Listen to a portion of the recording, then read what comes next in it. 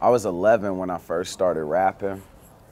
That was when I wrote my first rhyme, you know what I'm saying? And 13 when I recorded my first track, I would say. It was just kind of the music I grew up on, like listening to. Really, when I was like 4 years old, my grandma gave me like a cassette tape.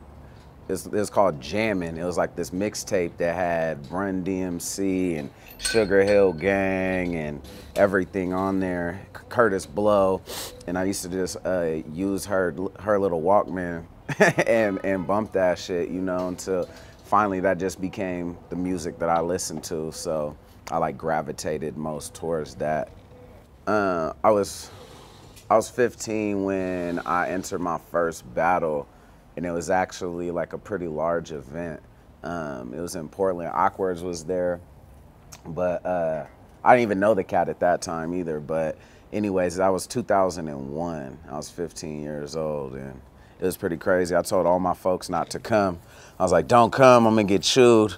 I'm like, told all my friends, my family, nah, like, stay home, sit this one out. I gotta go get my ass whooped real quick so I can learn. And then like accidentally ended up winning. It's pretty funny.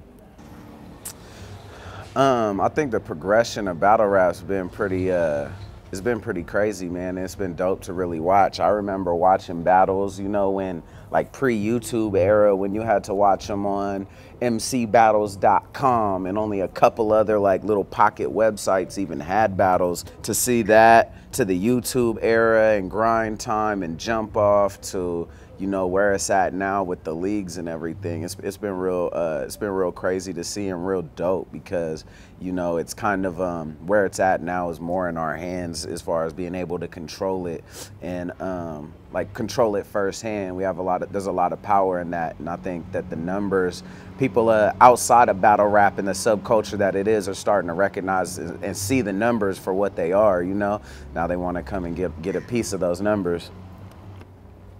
I mean, the ones that come to mind as far as, you know, my biggest accomplishments in battle rap immediately, of course, is Scribble Jam, the World 2004, the World Rap Championships in '06 and '07, and then, you know, from there, that's what's funny about like the current state of battle rap. There's accomplishments, but there isn't like anything on the line anymore, really. So, I mean, aside from the obvious, like your career and shit, but there isn't like something to win. It's like a matchup. So post, you know, World Rap Championships and shit like that, it's really just like looking at key matchups more so than like, you know, actual accomplishments in battles, aside from seeing other countries and shit, because that's a great accomplishment to be able to go to Australia or London or whatever just off of battle rap, man. I never would have thought that 10 years ago that would be the case.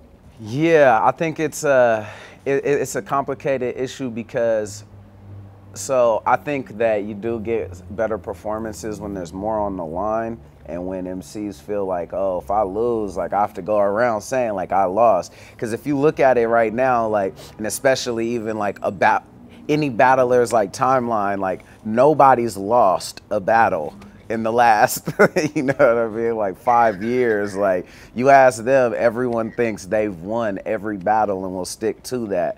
And a lot of the cats even who didn't come out of the grind time era or jump off of the freestyle era, like they've never had to say they lost a battle. Like, you know, I think I heard Lush One talking about this before, like on the Dirt Bag Dance show or something. But he's like, yeah, like cats have never had to go around saying like, yeah, I lost that one. So everyone just is like, nah, bias or this and that, and has a million excuses. So on the one side, I do think that it would be more motivation with more on the line. On the other side, I see the point of where leagues and event throwers what the downside of having judges is, because it's so subjective. You got to deal with hometown bias, or no matter what, who you give it to, there's going to be discrepancies and people who disagree with it at large, you know, whether it's that battler's fan base, or, you know, people who weren't in the building because it translated different to camera than it was in the building, or whatever the case is. So it's a complicated issue, because you got to be able to have esteemed judges, unbiased judges, that everyone's like, all right, yeah, we take their word for it. Because really, with the current state, cats will just, you give a loss to someone or whatever, like, they're just disputing it. Ain't no one gonna be happy online. So I get that side of it, as far as not letting the people decide. I understand both sides. It's a double-edged sword, you know?